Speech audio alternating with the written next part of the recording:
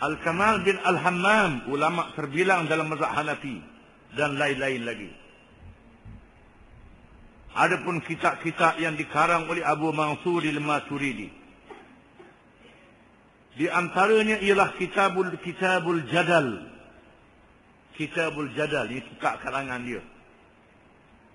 Dan kitab Ma'akhidh Syara'i'. Ma'akhidh, panjang alif. Kedua-dua kitab ini membicarakan usul fiqh. Usul fiqh ni dia lain dengan ilmu fiqh. Usul fiqh ialah kaedah fiqh. Dia ada kaedah mempelajari ilmu fiqh. Seorang yang belajar ilmu fiqh mesti belajar usul fiqh. Kalau tidak, jadi celaru, tak faham. Banyak orang hari ni buat ketua ikut dam, kerana tak belajar usul fiqh. Kena ada usul fiqh. Kitab-kitab dalam ilmu kalam, ilmu tauhid, di antaranya ialah At-Tauhid, Kitabul Maqalat, ada alif tu, qaf alif. Kitabul Maqalat, banyak salah hadiah, banyak sangat.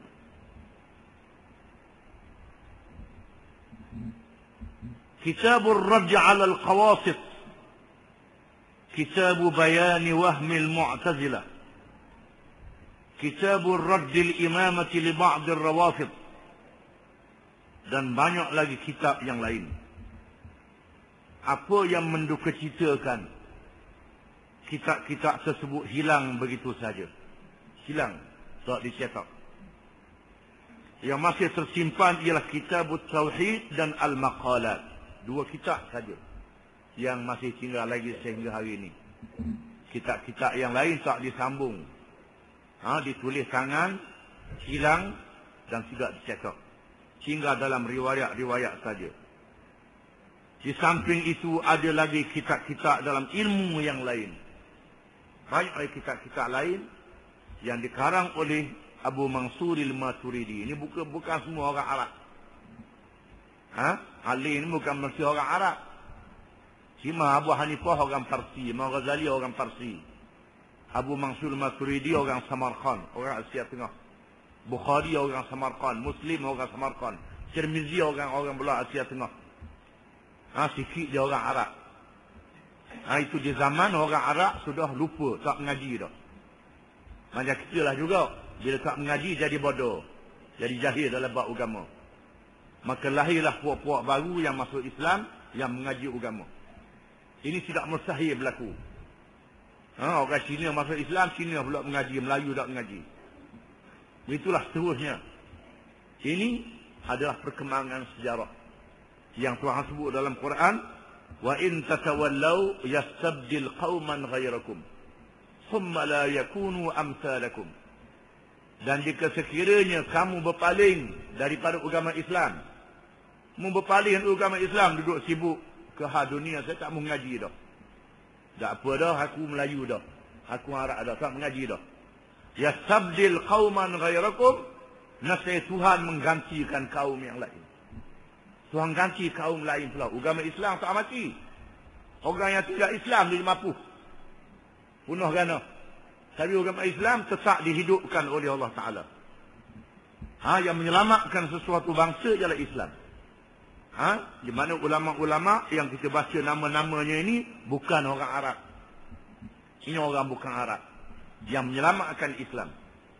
Wa in tatawallaw yastabdil qauman ghairakum, itu ayat Quran. Dan jika sekiranya kamu berpaling daripada Islam, maka Allah menukar kaum yang lain.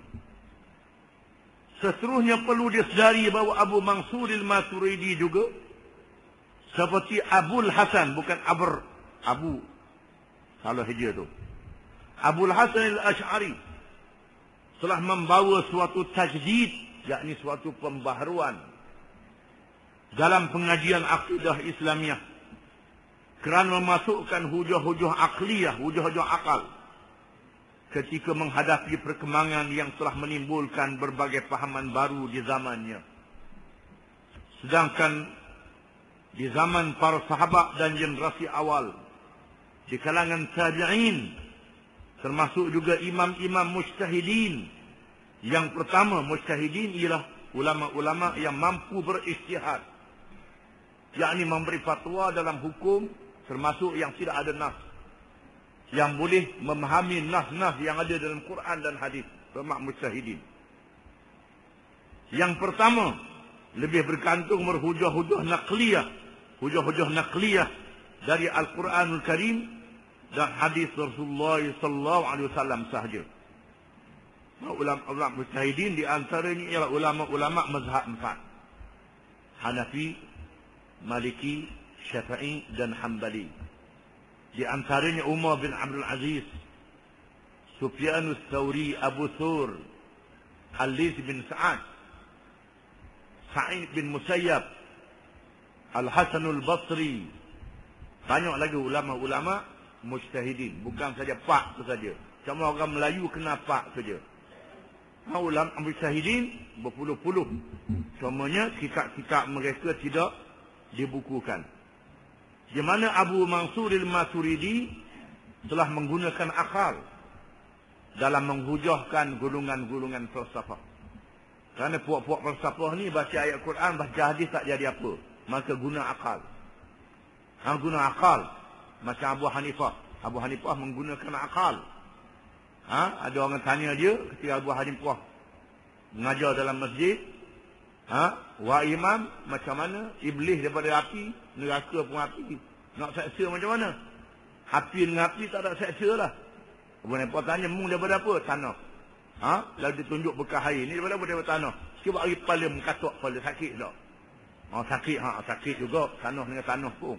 Api dengan api, sakit. Ini hujah akal. Abu Hanifah berlawan dengan golongan Zahriyin. Ketika Abu Hanifah masih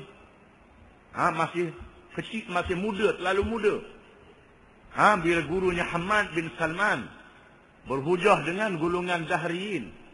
Abu Hanifah ni ialah imam mujtahid yang Tuhan beri kepada dia ilmu yang banyak pada masa umur terlalu muda. Berlawan dengan Dahriyin, ulama Dahriyin. Dahriyin ialah mereka yang percaya kepada masa. Alam ni qadim, alam tidak baru. Alam ni jadi dengan sendiri. Alam ni qadim.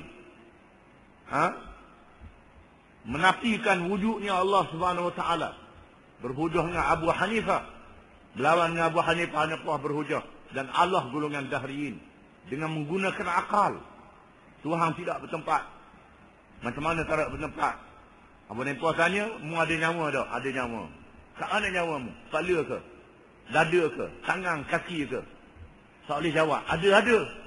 Ini hujah akliyah. Menggunakan hujah akal. Nak lawan dengan mereka menggunakan hujah akal. Di antaranya Abu Hanifah dan pengikut mazhab Hanafi Abu Mansur Al-Maturidi. Salafiyun. Ini juga di kalangan ahli sunnah wal jamaah. Orang-orang yang mengikut mazhab salaf. Setelah berbilang pendapat berhubung dengan akidah.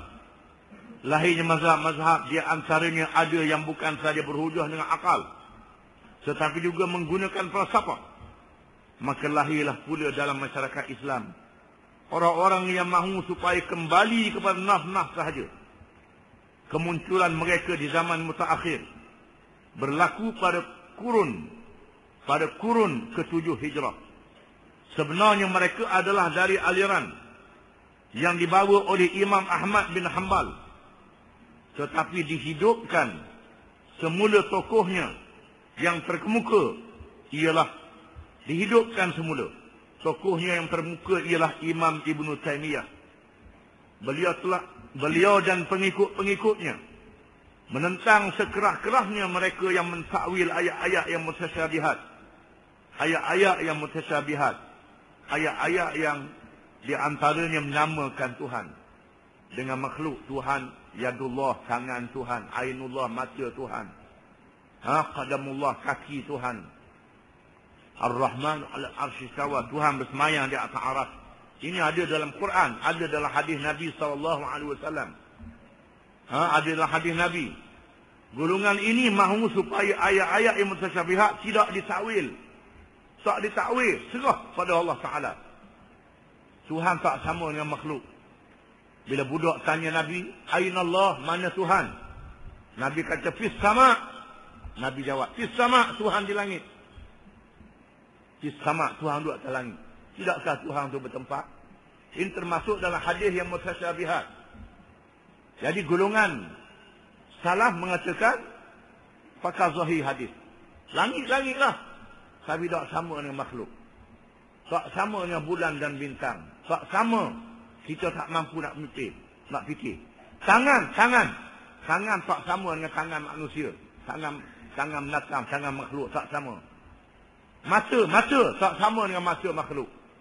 Adapun golongan khalaf mentakwilkan mata itu makna melihat. Tangan makna qudrah. Dulu atas langit makna Allah Ta'ala maha tinggi. Ditakwilkan begitu.